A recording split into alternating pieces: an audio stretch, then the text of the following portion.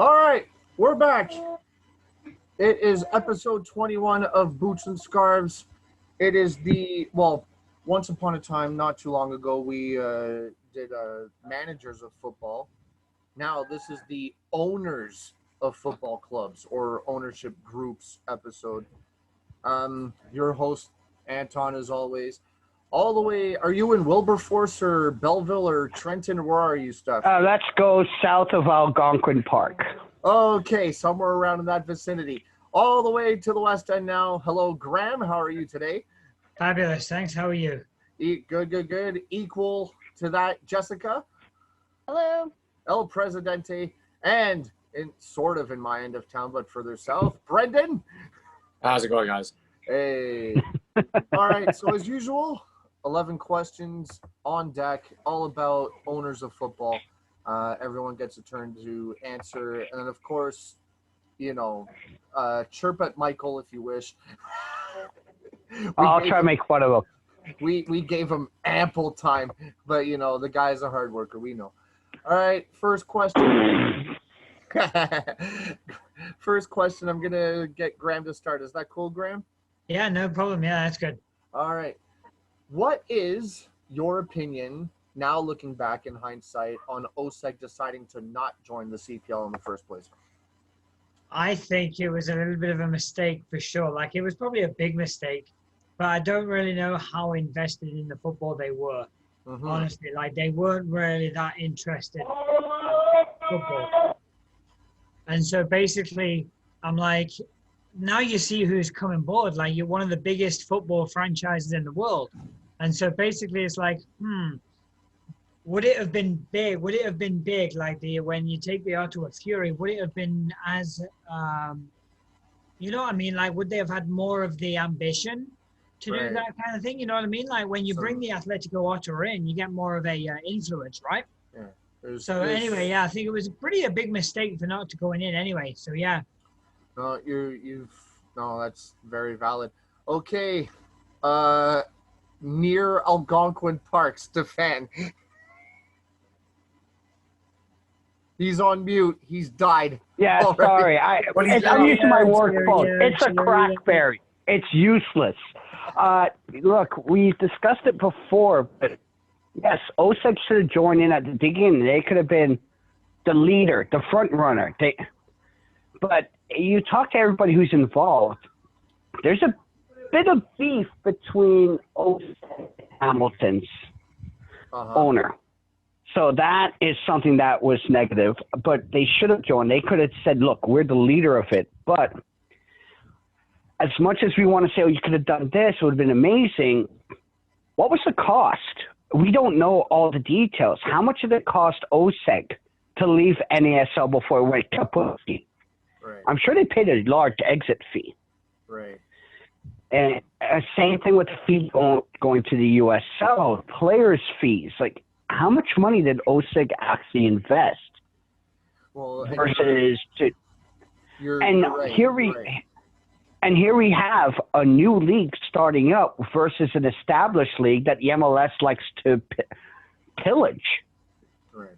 So which one, financially, in the end, we could say, well, OSEG should have done this. That's great. Are you buying it? Is it your money? Right. No, it's theirs. Right. I'm sorry. And you're correct about the staff and athletes. I'm sorry to cut you off. It's because it's not just a person's salary. I mean, like with the job that I have, it's not just what I earn every 2 weeks. It's the benefits, the vacation, all this stuff gets factored in. So just to prop up one employee, Yeah, there's more involved than just this. Like, as football fans, we're going to say, oh, Ottawa should have started CPL. I was one of those. Yeah. I am still one of those. Yeah. But I also understand there's financial costs. And this is Ottawa. How many teams have folded due to finance? That's a fact. All right. So, yeah. Brendan? you could bring up money as much as you want. If the rumors are true and the rumors are true and Ottawa Fury were given a free entry fee pretty much to the Canadian Premier League, there was absolutely zero fucking reason not to join that league. Brendan, it's the CONCACAF region. CONCACAF is so corrupt. Canadian squad. He was bringing in youth. Everything looked good. They brought in players like Shaw and Coupland. Everything looked like they were going to move, and then they didn't. I have a feeling they planned on it. I have a feeling they actually did plan on it. Maybe there was inside with Hamilton, then there was... Well, honestly, I have my own tin hat foil theories on this, and because it's CONCACAF, I might not have. But here's my thing. Yeah, keep going, Brendan. Yeah, here's my thing. I don't blame them in a sense. I hate Osek because of it. But in a sense, I don't blame them because they should have never joined the USL. They should have done what Edmonton did, take a year off, and then go into the Canadian Premier League fresh. Osek is just piled up on the football side of things anyways, bad financial decisions by joining Nassau, then joining the USL, and then ultimately ruining the football that they had going by refusing to join the CPL. It was bound to happen. I don't think they had the right people running it. I don't give a shit what people say about Pew and all that shit. I honestly don't believe they had the right people in charge, and that's what came to their end. They could have joined the CPL, and I still think this would have happened. Right. Jessica. I kind of have to agree with a bit of everybody. I do understand money and everything that OSEG had gone through to get the Ottawa Fury where they did. But I have to say, I really do think that they should have joined the CPL. Okay. Back to Brendan. Are you happy? No, that's not the question. Are you happy overall with the current ownership group for Atletico Ottawa? I don't think I could be any happier with who they are. I know a lot of people don't like the idea of big clubs coming into markets like ours and buying a team. But here's the thing. Atletico Madrid have proven that they are all about the development and they are all about developing footballers for a higher level. And bringing in a team like that into a market like this could only mean success for Canadian football in the future. They did well in India. They're doing great in Mexico. They're bound to do good over here. Awesome. Graham. Yeah, basically just like Brendan said there, it's really I'm really happy with it because they're huge over there in Spain. They're huge all over the world. So basically what it is, if it comes over here, of course, there's a lot more development from the Canadians as well. You know what I mean? So all the young guys have actually more opportunities over there. Whereas if it was just more of a domestic league, and you wouldn't really get the the exposure that the Canadians are now getting. You know what I mean? And you're right. Yeah. Like, the first 100+ years of the CSA's existence, hope was not exactly a word that we used on most given days. It's a CSA. Hope is not even the bloody vocabulary. What are you talking about? Exactly. But because of, recent men's and women's national success and, of course, the birth of the CPL, the hope is starting to make rumbles again. Yeah, and, exactly. And like you said, the idea is like any other domestic league around the world is to help grow the local talent, right? Yeah, tell me about it. And then that's basically where you're going to get more and more. Maybe you're going to get more and more franchises from overseas that are going to come over to the CPL. Right. And we are going to hit that topic later. So. Oh yeah, sorry about that. So Stefan, are you happy with Atletico's ownership? Well, no. Right now, we're only 6 games in. We don't know how they. Look, they have a coach, they have players coming in. We only had 6 games in a tournament. We don't have a season. We haven't gone through ups and downs with other things. I'm not going to pass judgment, but I'm not going to praise them either. Okay. We need a real situation. We need game days. We need fights in the stands. We need fans pissed off at away fans. We need fans pissed off at security or pissed off at concessions. We need everything going on. So we want Michael to suddenly show up and take a shit in the middle of the fucking thing. Yeah, exactly. That's what we need. But I can't pass judgment on it. I'm not going to say they're amazing. I'm not going to say they're horrible. Yeah. Right. This is a tournament. Anybody can field a tournament. So is it safe to say you think like it's just too early to call?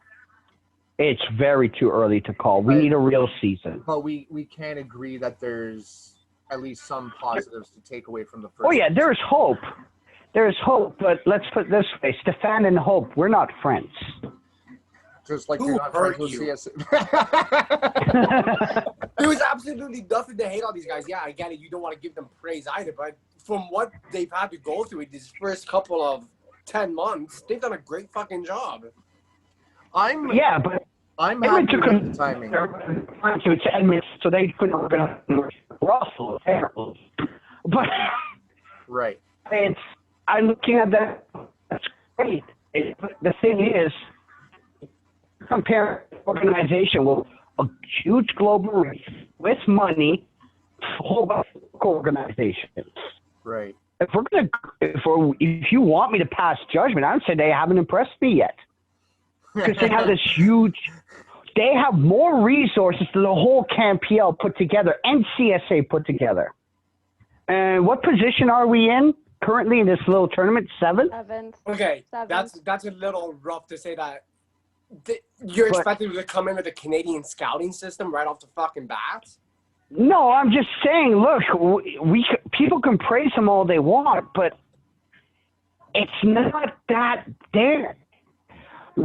When you were at the launch, they talked about Atletico brand, the Atletico brand, the Atletico brand. They didn't talk about Ottawa. They talk about brands. Right. That's something I'm not a fan of. They could want to grow Canadian. Ottawa, everyone knows about Ottawa. They want to say who they are. Right. But we all know they that's come into a city. They're not going to talk about the city that we know. They're going to talk about who they are and why we should be happy they're here. But to add to that, it's also marketing too, right? That's what they're pushing. That's See, right now I think they're doing well, but it's still too early for me to say you're shit. You should be doing better. Blah blah blah blah. They're not. They're doing good, but they're doing their fucking job. Right. I can unload 3 trailers in 2.5 hours. I don't expect my boss to say, "Oh wow, you did a good job." No, I expect my boss to say, "Okay, good, you did your job." Right. Now, if I unloaded 4 trailers in 2 hours, I expect my boss to say, "Holy shit, you did an amazing job." Yeah. Right. They're doing their job. Right. I can't remember the last time I was praised for doing my job. Right. And that's where I'm coming from. Exactly. Gotcha. Jess, weigh in on this. Are you happy with the ownership? Yes, I am. Yeah? I think, yes, we only have 6 games. We are currently in 7th, and yes, there are games that we should have won instead of tied or lost. Edmonton! But I think everybody else in this tournament has actually underestimated. We haven't really played, except when we lost, I believe it was 4-0. We haven't actually played a bad game. All of our games have been very good. We've been in it. And yeah, okay, in the last 30 minutes, that's when the play goes downhill. But I think that with what we have been given, it's a tournament. It would have been different if we did have a regular season. We're right now in a tournament style. If we win tomorrow, we could very well move on to the next round. So I think everybody's underestimated, and I think the ownership is doing a great job. Cool. Stefan, Atletico Madrid, Manchester City, Red Bull. So these franchises or brands, if you will, that have become brands, it's more than just their clubs. They all have more than one professional franchise based in other countries. So in your opinion, do you think this is like the new norm for footy? Unfortunately, yes. Business investment in general, I'm not talking about sports. People don't want to invest in business unless it's making money. Mm-hmm. But for a business to make money, they need money. Right. So you're at a catch-22. You're at what came first, the chicken or the egg? So unfortunately, we're going to come down to marketing, brand name recognition. Like, Right now, I think Flamengo, Brazil, is looking to have a team in the MLS now.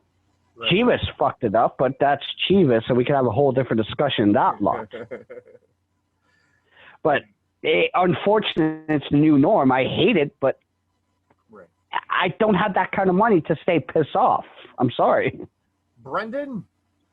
I don't think it's the new norm. You know, if you look at the Red Bulls, they're the OGs of it. When they went into the MLS, and then they have their club in Germany as well. And then... And Switzerland. Oh, in Switzerland, okay.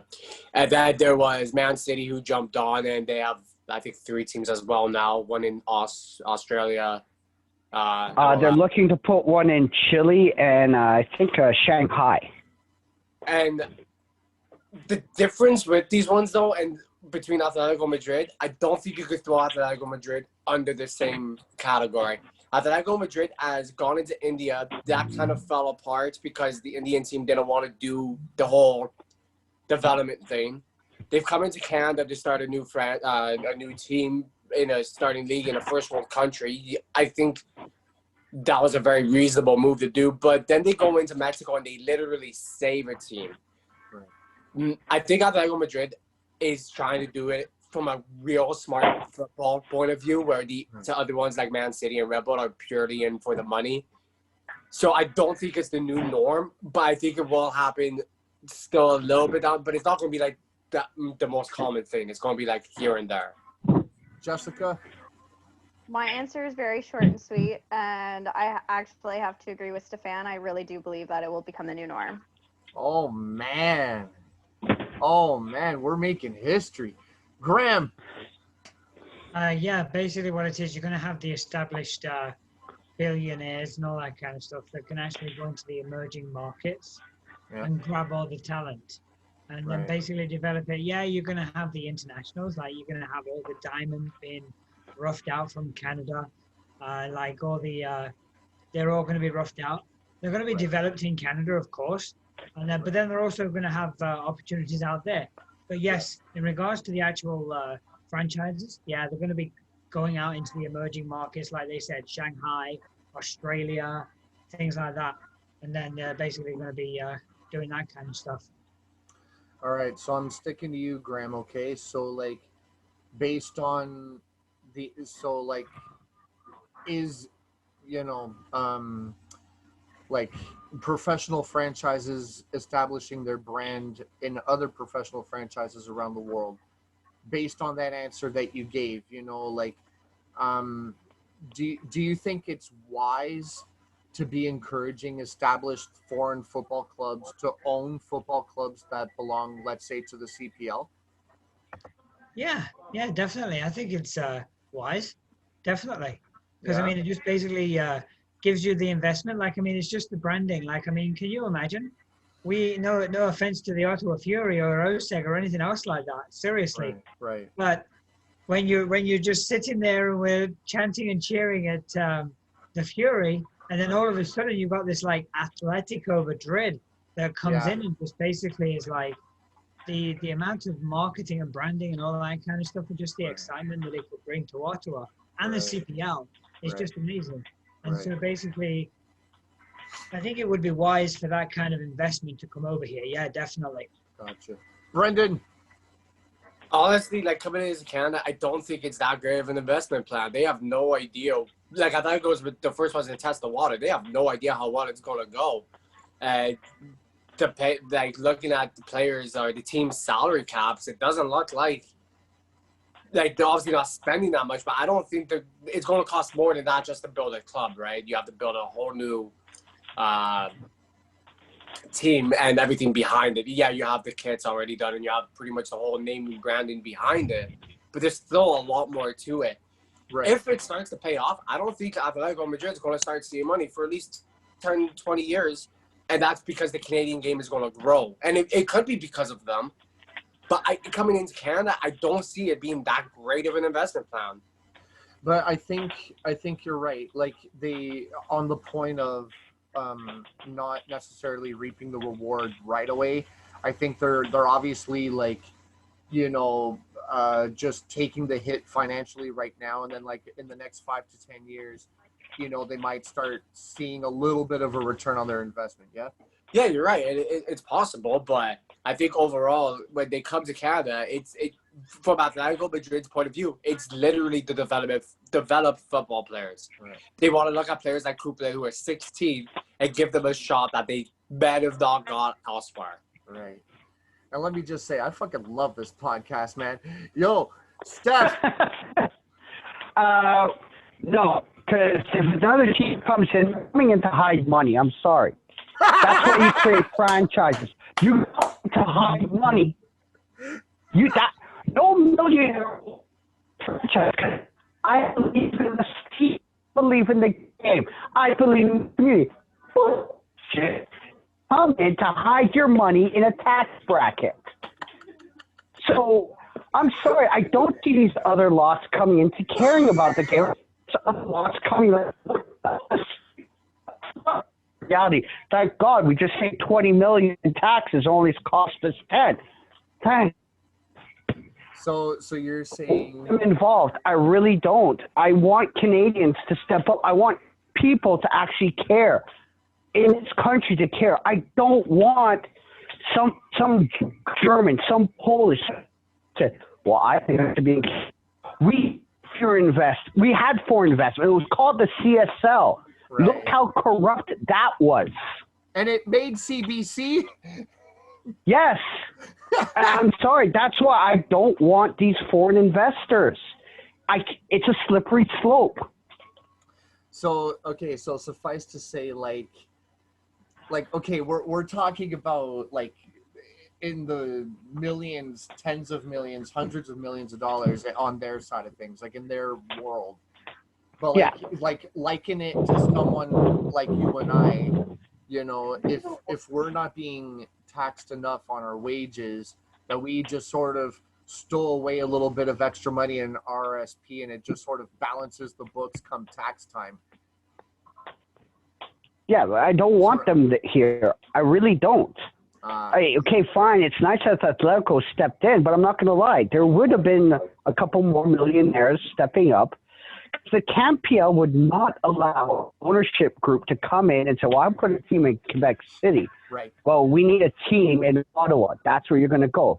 Do you really think that Atletico Madrid saved Ottawa and the CanPL? No, it was Ottawa.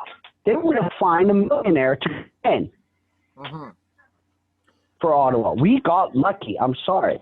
I'm not insulting them. They did what they did, and they're doing what they can. Considering the situation, they're not doing amazing, but they're doing what they're doing. Look, this is what I'm not going to give them cookies, but I'm not going to deny them.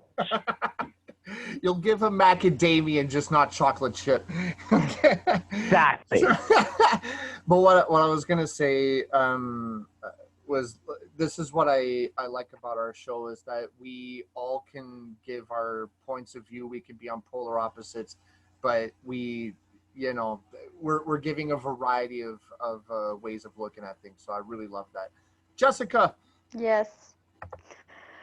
So I really don't know, but I can say if you had asked me when the Fury folded, if we would be sitting and watching the tournament and watching Ottawa in this tournament, no. I was not actually expecting to be able to watch Ottawa again until at least 2021. And I think that's fair to say too. I think most of us were kind of thinking the same thing. And I know we've beaten this drum to death, before, but just to reiterate that, when Atletico Madrid was first announced and knowing that they only had a couple of months time before supposedly the regular season was going to start, I was worried sick. I'm like, yo, this is a dumb move. Like, why aren't they taking their time? Like, yeah, wait the year to establish some things, take your time, do it properly in my mind. But, of course, COVID hit and I sort of got my wish, but at the expense of people getting sick. And that's no bueno, man. Anyway, back, Jessica, again, based on whatever you wish, we see owners of the NFL and the MLB franchises who now own or are part of the ownership groups, or like they own the majority of football clubs that belong to the EPL. Do you think that's a good or bad thing? I think it's a great thing. I mean, the owner, one of the owners of Aston Villa, if I'm not mistaken, owns one of the basketball teams. So I think it's a great idea. Milwaukee Bucks. Facts. And they're doing really good. Graham. Yeah, absolutely. I think it's always good to have investment from North America. They've got more money, you know. Basically, yeah. But now the only thing is, though, there is a little bit of a side draw to that. Basically, it's like a toy to them almost. Like if they don't do very well, like say for example, if let's say Jessica was using Villa as an example, Right. if they went down to the championship, how much would the Milwaukee Bucks owner really want to invest anymore? You know what I mean? Right. Like once it goes out the Premiership, they start losing a lot of money, and so it's like, you know what? Yeah. That's the only downside to a big investment. You know what I mean? So. And you're right, because we've seen it with American owners before. Randy Lerner, man, like he's a classic example of, you know, he owned an NFL franchise which was failing, and it's still pretty shit to this day. And then he was also owning Aston Villa Football Club, and look what happened. All the turmoil. Cleveland Browns wasn't failing. They just failed when he owned them. Come on. Anyway. Well, Stefan, since you're so passionate, weigh in on this. Okay. So we're talking about American ownership, and we're talking about going to the championship. The Fulham owner, Jacksonville Jaguars? Jaguars, yeah. Yeah, Jacksonville Jaguars. And he's still stuck with the bloody lot. Mm-hmm. Mind you, Fulham's more of a yo-yo club than we are. But Sorry, where I am right now, sorry, there's an interruption. There is a pontoon, and this guy more or less has flashing lights as he's going down the river. He is going Tokyo Drift down the river. All right. But no. Yo, can you cut the background noise? He muted it. Brendan! So American owners come in all shapes and variety. When they own a major league team, it can be a good thing. We've seen it work, and it can be a great success. It can be. They have to put the right people in charge, and for the most part, just give their money and shut their mouths. Right. We have seen way too many cases of Americans going into the English Premier League and absolutely ruining teams. We have seen them go in at first. We have seen them go in at first, and everything looks fucking great. They cash in, they spend all the money, but they don't have the right people in charge. They don't have any idea of what the fuck is going on. Yeah. And it ruins the club. I don't know if Alex Short ever owned anything in America sports-wise, but that guy could fucking rot in hell. Right. Now we could say this. Look at Liverpool. They're owned by the Boston Red Sox. Yeah, but they were owned by Gillette before. Yeah, but he sold them, and look where they are now. Yeah, like I said, it can be a good thing as long as the guy who puts the money in and shuts up. When you have an owner, and then look at Glazer. No idea why do you think Fergie left? It wasn't because he was getting old. It was the Glazer. It ruins the club. It does.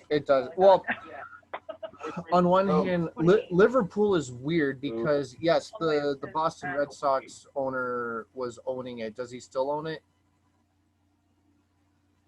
No? Yes? I think so, yeah. And because he bought them from Gillette, no? And the Fenway Sports Group bought it from Gillette in 2012 season. And then on top of that, you got LeBron James who owns shares as well, right? And what do they have to show for it? One good run at the EPL title, and then one EPL title. But that's just a money pumping in machine. Those are just guys throwing money at a club. They don't have a say. They're not going into the boards being like, I'm do as I fucking say, like a lot of American owners do, or like fucking other owners. There's so many owners that go into the EPL, they don't know the culture, and they fuck everything up. I was gonna add to that actually. Thank you for reminding me. Like they don't necessarily understand the chess game that is European football. Exactly. Yeah. So before we go on the next question, Anton, I have to ask, Brendan, is that how you really feel about this topic? Can you tell us how you really feel? Like, don't hold anything back, honestly. It's not just Americans. I want to make this clear. It's not just Americans. I know, but English as well. Thank you. Now, here we go. We're getting his real feeling. They don't understand how much football means to that culture, or they don't understand the footballing board. They don't understand fuck all. Owners should give money and shut the fuck up when it comes to English Premier League football or anything to do with the English pyramid. Let managers manage. You know, it's yeah. To me, it's that easy. My answer for the next question, Anton. Oh, I thought you did. I thought you did. I'm sorry. Go ahead, Jessica. No, I said no. I said for the next question. Just went by the next question. You stole my answer. Oh, well, excuse me then. I'm being a poor host. My bad. Well then, Jessica, here, I'll let you lead it off. I'm sorry. Next question is, should football club owners be managing their clubs at a distance? And I know we just hit on that. Or is it better, in your opinion, to micromanage like what's being done at Chelsea? This is why we have managers. Managers should be the ones that manage the team, and the owners should just sit and watch and maybe communicate to the managers a little bit, but owners shouldn't even be managing the team. Cool. Steph. Well, my best memory actually about managers' involvement is actually the interview with Claudio Ranieri, blah, blah, blah, blah. Leicester City manager, Claudio. The guy that got fired from Chelsea. So when he was presented the EPL for a big FU to Chelsea. But when the owner was alive, he would just pop his head in and say, hey, how's it going? Is it great? Good? Grand? Yeah, no problem, boss. Okay, call me if you need me, and walk away. He didn't involve himself. He understood, I hired these people. They hired other people to do the job. It's not my job to be involved. So for those who are watching, who are NFL fans, Dallas Cowboys, you cannot hire a head coach for Dallas Cowboys because the owner will tell the head coach what to do. The owner wants to be the head coach, but he's not allowed to. You don't want those head coach. Andre Villas-Boas, I think he led Porto to Europa League final one, or so it was Benfica, one of the two. But he came out and he stepped up for Chelsea, but he wanted to phase out Lampard and Terry and all the old guard at Chelsea. Right. And the players went to the owner and said, no, we don't want this. And the owner fired AVB. Right. No, you hired a manager. You hired with your boss. I'm the owner, not your boss. Fall in the command. Gotcha. Graham? Graham is frozen. Oh, there we go. Okay, we're back. All right. Perfect. So should the football owners be managing? Of course they should be managing at this money, that's all. You know? Just give us the money. That's all you need. That's it. Bye-bye. See you later. I want that job. Just give me the money. I'll get the job done. Just give me the money. I'm not going to do the work. Yeah, exactly. You know, that's it. Give me the money before I do the job. I like that. I in a heartbeat. Don't worry about it. Exactly. So I mean, you've already got Stefan, man wants to hire you. Okay, you're going to give me $6 million. Is there money there? Okay, bye. Okay, guy, try running away to a tropical island. Yo, try not to cut each other off because the sound is real shit when you guys do that. So just let people say their piece. So Graham, keep going. Yeah, basically, yeah, you're best off having it at a distance. Yeah. just basically, what's the name? You've already got your managers in there, you've got your CEOs, you've got your scouts, you've got everything like that. So yeah, just basically just let everybody else do the work. Sit back and relax. You've got all the money. Don't worry about it. Right. Okay, Brendan. Man, the connection is shit. I'm sorry, guys. Yeah, I'm Tom. Yeah, I hear you. He's still there. Yeah, hey, Anton's gone. Jess is still I'm there. still Okay, here. cool. Yo, Brendan, when you're ready. I'm just muted on purpose. Yeah, well, it was under the day. Yo, Steph. Is Brendan No, I'm frozen here. or am I frozen? No, we're all here. Mute your shit. We've lost Brendan. No, he's here. No, He's right there. I'm right here. I'm waiting for somebody to say, Brandon, go. Way to go, sunshine. I blame the French on this episode, by the way. Just cut your shit. Fuck. Okay. Brendan, go. Okay. Owners should own. You have your owners. They bring in the footballing board. If they don't like what the ones that they're already there when they take over, your footballing board hires managers. Managers helps the board, and even the board, for the most part, brings in the players. The managers might have a say, but for the most part, it's the board. The managers manage the players that they have to deal with on the pitch. When it comes to owners that are too involved, go watch the Stolen documentary on Netflix.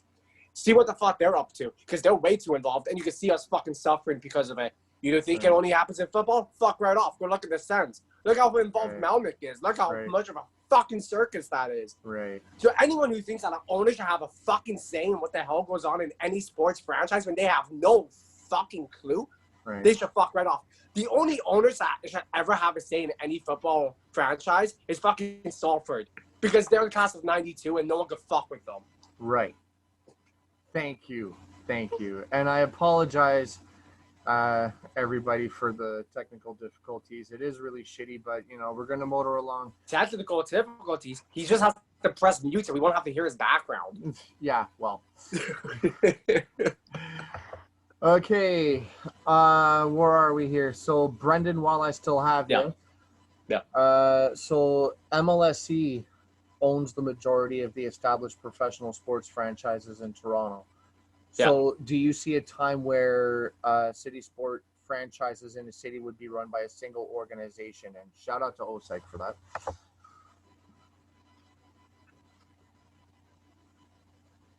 Yes, no? You're kind of cutting out, but I'll just answer the question. Okay, so do you see like are you asking me to go? Sorry. Single organization like MLSE just owning multiple sports franchises? Is that the new norm? No, most cities can't do it. Like Toronto, they're big enough where they're able to have that. Places like New York may be too big for it to happen. I don't think that's ever going to become a thing. No. Oh, okay. Graham? No, not really. No, it's too big. I mean, Toronto's just got one specific entity, right? Yeah. Because they've got one baseball team, one basketball team, right. One hockey team. So right. basically, what it is they've got all the monopoly there right now. But I don't think it's going to be a norm. No, definitely not. Okay. Because you're going to have a lot more open market, right? Gotcha. Jessica? My answer is also no. I don't see it as the new norm. I mean, look at Ottawa. We have a junior team, which is the Ottawa 67s, which is owned by OSEG. And then we now have a basketball team. But then you have an NHL team, which is the Ottawa Senators, and Melnick is the owner there. And OSEG bought the Fury so that Melnick couldn't have the soccer team, and he was interested in it. So it wouldn't work in Ottawa. So I don't see it as the new norm. Stefan. Yeah, it can become a new norm. Ottawa's a different kettle of fish. Ottawa's a government town. I don't care what anybody says. We're not a sports town. We're a government town. But it is possible and actually makes financial sense. It's like, hey, you have a team, I have a team. What if we go and bet together and cut down our costs? Okay, fine. Let's put it this way. If the Belleville Bulls still existed and somebody set up a Ontario League One team, would you be upset that they got in bed together with the Belleville Bulls team? Would you be upset? There is possibility, and I think they can do it if it's financially beneficial to both parties. I don't see an issue with it. Toronto did it because they need to spend money, and Toronto got the MLS, one, because it's the biggest Canadian market, two, MLSC has the money to invest. So that's why they are where they are. But look at Calgary. They have the CFL and the NHL team. So can you imagine if they finally talk to the CPL franchise? How much money they can have if they talk to them? Okay, back to Graham. So Graham, are millionaire, billionaire owners absolutely necessary? Or are you a fan of supporters being owners of their local club, like the Saskatchewan Roughriders of the CFL? Basically, in a sense, yes, and in a sense, no. I've experienced a fan-owned club myself. North County has been a fan-owned club back in, I think it was the late mid-2000s, from like second division all the way down to fourth, almost going to the football league. It just didn't work out because there was a lot of infighting and politics against the supporters. And I was actually discussing this with Nicole today, actually, and she said something along the lines of, you need somebody in there that's got like a, doesn't have the supporter's mind, you know, it has like an objective or a subjective opinion on the actual runnings of the club, you know? So if you have a fan base, now the only thing is though, is Germany has it where it's like 50-50 or 51-49 type thing, where you have to have 50% of the actual fan 50 base. plus one. A company cannot own more than 51% of the shares. Thank you very much. There you go. Let Graham go. So yeah, in that regard, I think that's, sorry, Stefan, go ahead.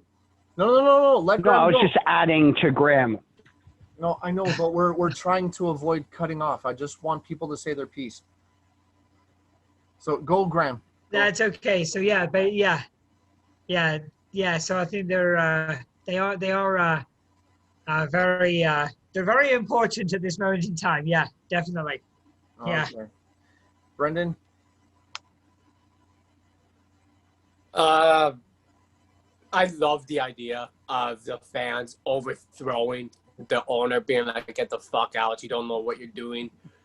But in a realistic term, like Graham was saying, is it the best thing for the club? I think it can work, and it has proven to work in certain occasions. I think it is a rare occurrence where a team would actually become extremely successful off of it. Definitely if you look at like the EPL standards. I think having the fans, it shows how much a community could come together at times. And it is a beautiful thing to see, kicking out the corporate man, you know, sticking it to the man. Like, that's literally what it is. It's taking back what you believe is yours. Is it the best thing? Probably not, but I love seeing it. Cool. Jess. My thought is yeah, it's very important to have the ones with the money own the team, but why can't we have both? 50-50. Right. Steph. 22. Sorry, stupid BlackBerry. It's called a crackberry for a reason, right? I don't see, Jess has a nice idea of the 50-50, but I don't see that going. But I wouldn't mind for at least a 10, maybe 20% stake. Because even though there's no stakes in it, Seattle Sounders supporters have to elect a representative to sit down at board meetings for Seattle Sounders. Right. That's the MLS, and they're communistic as Russia is. So you gotta, there's a way to do it, and there's a way to not. Having maybe, again, that stake, maybe up to 25%, letting people at least have a minimum say. Right. Bob, I know you own majority of the team. We think you're an idiot because of this. Mm-hmm. But at least they have a seat at the table to tell Bob they're an idiot. Right. Not to chant outside the building and call Bob an idiot. At least they can call Bob an idiot to his face. Right. So I'm okay with partial ownership, and I think that should be encouraged. Absolutely. Because that encourages fans. Like, wait a minute, I buy a season ticket, I get a share in the team? Right. I want ownership. I want to know that my ticket does something. If you have, for those who are not in Ottawa, there is a company called Mountain Equipment Co-op. Your membership costs you $5, one-time cost, and you have a say in their voting for board of directors. Right. And I think it's not something made for major investors, but you still have a say. And I think that should be encouraged. And speaking of having a say, Stefan, if you could speak to any owner of any football club on earth, anything at all, what would you tell them?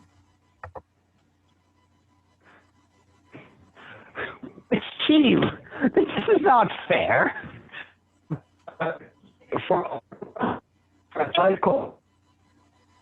You're cutting out, buddy. Respect Ottawa. Respect Ottawa's history. Respect Ottawa. Just respect our history. Okie dokie. Jessica. That's it. I don't have an answer to this question. You could honestly sit- really do not know. Any owner I on don't know. Really? No? Zero zilch? Okay. Could you tell Aston Villa signed some bloody players already? Could you not tell them that? Like, could you not tell You also have to realize. Barnett to say piss off? Also have to realize I haven't been a Villa fan for very long. Okay, that's fine. I'll get Bethany and Simon to fix that. All right. Brendan, have a go. I have so much to say to so many people. You know, you have Melnick in the Sens, you have Osag who fought the Fury, you have Ellis Shorter who owns Sunderland before Stuart Donald. I could tell them all go fuck themselves and they get a head out of their ass. But I'm just going to stick with Stuart Donald, you selfish fucking cunt. He said in the Sunderland documentary, this is my time to shine. Fuck you. You went into the club with selfish reasons. You're refusing to sell because you're a selfish fucking prick. I hope you burn in fucking hell. I think we... Beautiful. Beautiful. I wish I had a soundboard with, like, applause effects. You know what I mean? Okay, Graham, have a go. Oh, are you ready for this? I'm dying to hear this. Okay, Alan fucking Hardy. Basically what it is, he's the owner of Notts County, who was the owner of Notts County. And he was the one that took us down from the Football League 157 years. And that was the first time in history that we've gone down from the Football League. Terrible. So I just basically want to find out what the hell was going off. And yeah, because I mean, he stopped paying like it was just a shit show. So I see what fucking hell he was doing anyway. I feel you, buddy. Now this one you could tell I was being very, very, very silly minded, very immature. But anyway, Stefan, Really? I thought that was normal.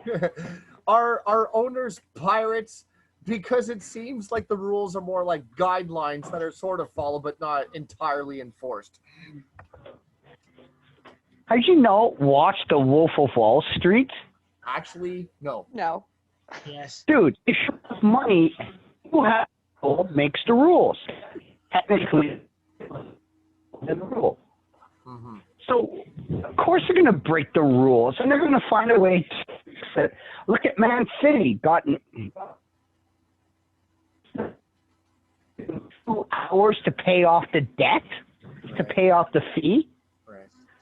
To get back for Man City to get back in the Champions League? Of course they do. Mm-hmm. They don't make these rules aren't made for the people with money. They're made for the people without money to keep them down. Uh-huh. That's why I love cup competitions. That's why I love watching these no-name teams in Europa League and competing, and in Champions League. I think it was 2011, 2012 Spurs, how well they did, how well Shaka did that year. Those two that year in the Champions League pissed off UEFA. Right. Okay, Graham. Are they pirates? Yes. No, they're corrupt. They all are. At least pirates will work to. Yo, mute your shit. Yeah, exactly. So basically, basically it was. What's that? Steph, mute it. Thank you. Go, Graham. I only said a thing in the last 20 seconds. I know, but there's background noise. It's shit. Anyway, go, Graham. That's okay. Yeah, basically just like everyone else has said, FIFA, UEFA, well, especially UEFA, it doesn't really matter. They'll just take him to cast. They'll make up some bullshit story, and then they'll just take him to they'll just carry on as normal, just their business as usual, you know. So until the pyramid that happens. Yeah. That base at the bottom. Once that base goes away, the whole thing comes down, tumbling down. Right. So we'll see how far it can go. So suffice to say, it's more than just piracy. It's also a circus that comes to town. Yep. Okay. Exactly. Brendan. If you were to ask me this question beforehand, I would have been like, no, I think a lot of it's like conspiracy theories and shit. But then when the Solomon documentary came out, and I know I'm beating a dead fucking horse That's here. fine. That's fine. You're educating us. When all of your sports teams are run by fucking assholes and corrupt dickheads, this is my now honest opinion on all owners and all sports, because it doesn't fucking matter what I follow, I get fucked. After watching what Ellis Short got away with, and I'm amazed that he was able to get away with this and just end up back in America and absolutely zero debt and absolutely scot-free. Anyone who's a Solomon fan in Texas should find his fucking house and burn it to the goddamn ground, because that's what he did to our fucking club. And we have so much money that's missing and not being accounted for because of that fucking prick. He ruined our club. And like I said, I know I'm being a dead horse here, but right. Yeah, they're all fucking pirate scum. No, and it's fine. Like, I mean, most of us, like myself, like I don't know much about Sunderland's history, so you're educating me, man. Like, I give you all the power to that for sure. Here's a fun fact. We used to be called the Bank of England back in the 70s or 60s, 80s, whatever, because we used to be one of the richest teams. I wonder what the fuck happened. I love it. Jessica? My answer is short and sweet, and it's a yes. Just yes? They're all pirates? A lot of Yes. them? Okay, cool. Awesome. All right, back to Brendan. Oh, and it's the last question of the day. Shit, we've already made it to the last one. So thank you all. Thank you, Stefan, for jumping in from far, far away. Graham, Jess, and Brendan as well for jumping on. This is always a lot of fun. Anyway, Brendan, do you think the owners of football clubs are in fact doing a good job at bettering their ways with financial fair play being watched heavily by their football associations?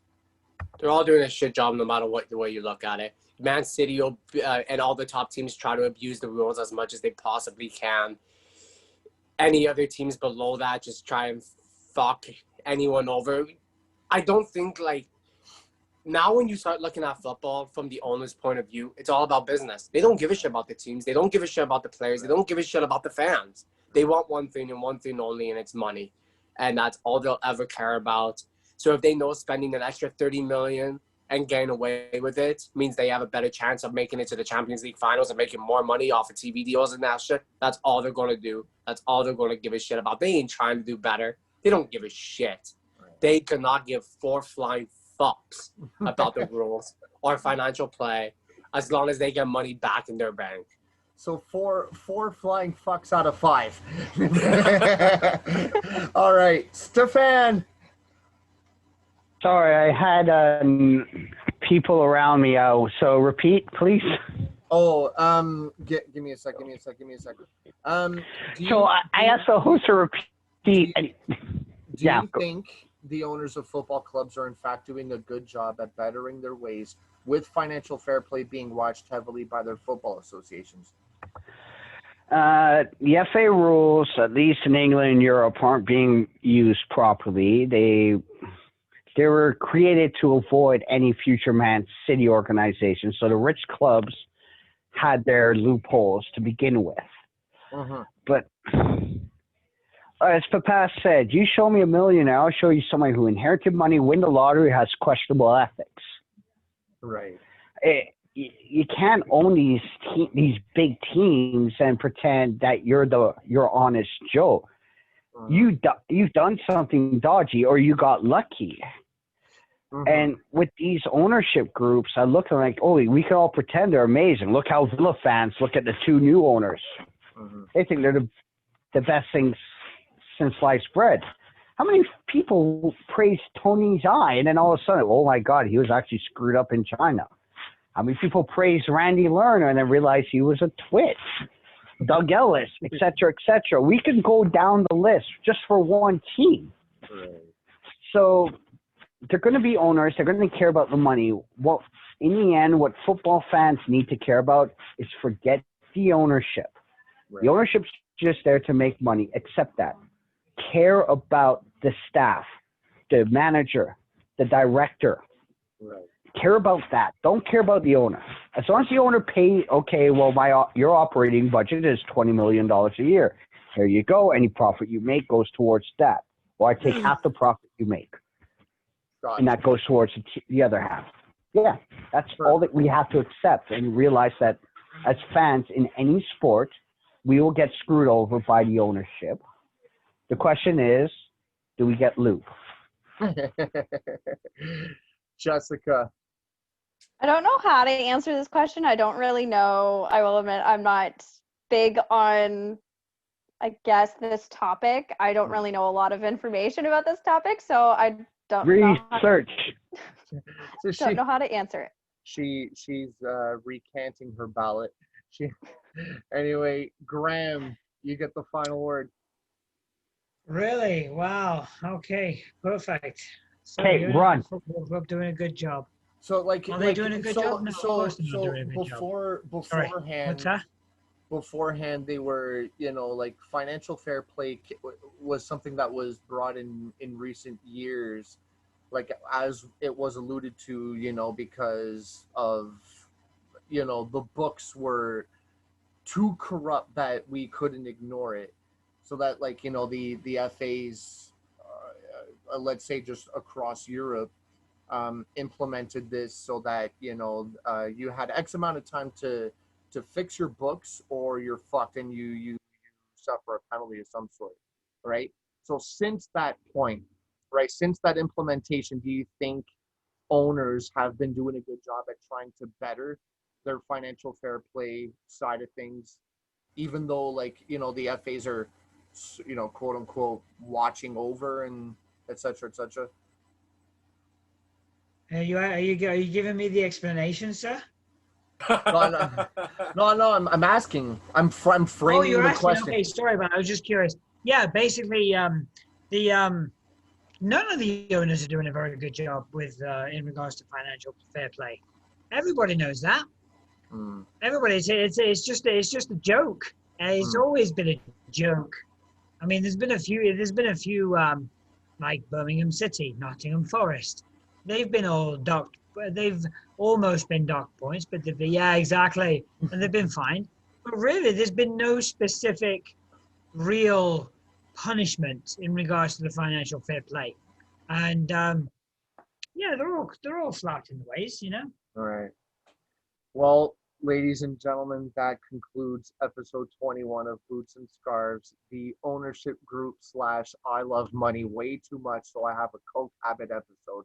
So everybody from Brendan to Graham to Jessica and all the way somewhere near the Algonquin Park region, Stefan, thank you for phoning in.